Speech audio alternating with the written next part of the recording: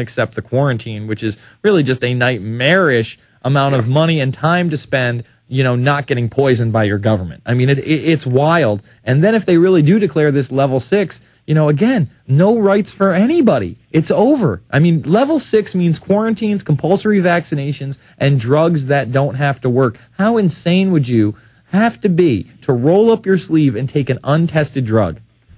What do you do, Jason? It looks to me, and I think it looks to you and anybody that looks at it, that we're really coming down to force here, forced vaccinations. And basically, the scenario looks very probable to be that, you get a knock at your door, you go to your door, and you have enforcers there along with medical personnel.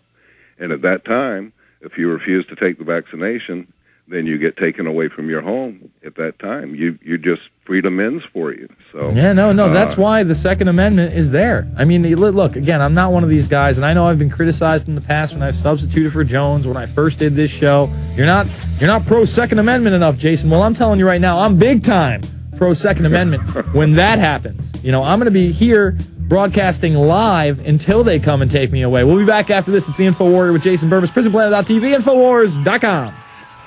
All right, folks, we are back. We were talking about freedom to fascism before. I want to remind everybody that we just put out Reflections and Warnings, an interview with Aaron Russo. Lots of new stuff. I know there's a web version out there, and there's one for PrisonPlanet.tv members, but this is really a great interview, a great sit-down with Aaron Russo, Reflections and Warnings, right now over at Infowars.com. I want to take this time to read this. Is that Daily News, or is this the New York Daily News? I guess this is New York Daily News. What do we got there? What do you got for me? New World Order review. Oh, look at this. We'll get to this in a moment. Oh, is that you, Mr. Dykes, right there, right on the? Oh. All right, we'll get to that on the other side. The FBI and NYPD busted a 4-man homegrown terror cell Wednesday night that was plotting to blow up 2 Bronx synagogues while simultaneously shooting a plane out of the sky, sources told the Daily News. The idea was to create a fireball that would make the country gasp, one law enforcement officer said. Little did they know, the plastic explosives packed into the car bombs and the plane-downing Stinger missile in the back seat were all phony, supplied by undercover agents posing as Pakistani militants linked to Al-Qaeda. If there can be any good news from the terror scare, it's that a group was relatively unsophisticated, penetrated early, and not connected to any other terrorist group. So that really does seem like it was extremely provocatory. If they were unsophisticated, they were penetrated early, they had no connection to anybody else. Maybe they were fishing for terrorists. The suspects, 3 U.S.-born citizens and 1 Haitian immigrant, at least 3 of whom were said to be jailhouse converts to Islam, were angry about the deaths of Muslims in Afghanistan, sources told the news. Oh, man. All right, so that does look more hoaxy and set-up-y than ever. Let's see. The New York Times actually did a review on New World Order. No wonder. Let's read what the Filthy Times had to say. Few things are as tiresome as listening to people rant about conspiracy theories. While there are no doubt tantalizing speculations to be made about the inside job that demolished the World Trade Center and the nefarious agenda of the global elite, movies about such things do well to involve James Bond and giant explosions. New World Order and unrelenting Tedacious? What is tedacious? I don't want to... Do you know? No, not tenacious. Tedacious.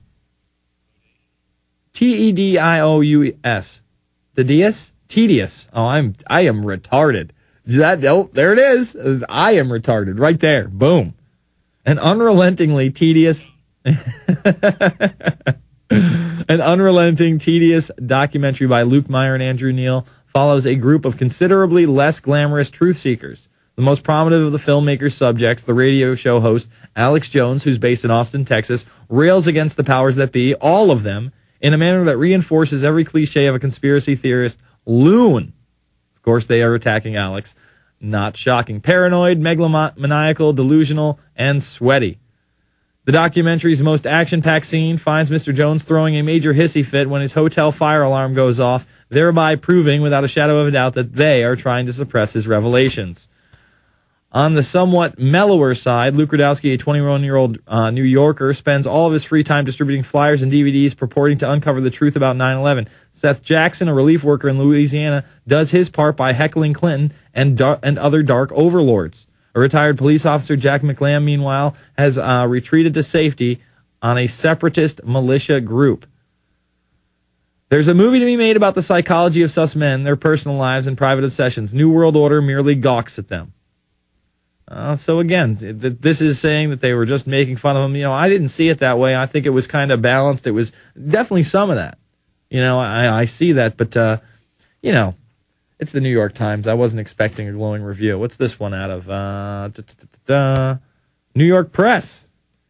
Up-and-coming filmmakers do the latest doc, New World Order, admirably humanizing the 9/11 truthers as seemingly impossible task they accomplish handily by never condescending to the patronizing their less than credible subjects. See, hitting us hard, but humanizing us. Led by filmmaker, radio personality Alex Jones, the group's most vocal mouthpiece, the truthers insist the collapse of the Twin Towers on 9/11 was an inside job orchestrated by the Bilderberg Group, a shadowy international organization comprised of foreign and domestic businessmen and politicians. See, that's really broad. The Bilderberg Group did 9/11. No doubt some people within the Bilderberg Group were involved. But to say that the group plotted 9/11 is just an outright dishonest lie, or that we've ever portrayed it that way. Meyer and Neal let a few of them tell their stories with minimum of editorializing, arguably only inflating beyond its natural scope the fears and unshakable anger that fuels them. They exaggerate only when necessary, and only what the truthers willingly put on display. We'll read this more. We'll take some calls. It's the Infowarrior with Jason Bermas, PrisonPlanet.tv, Infowars.com.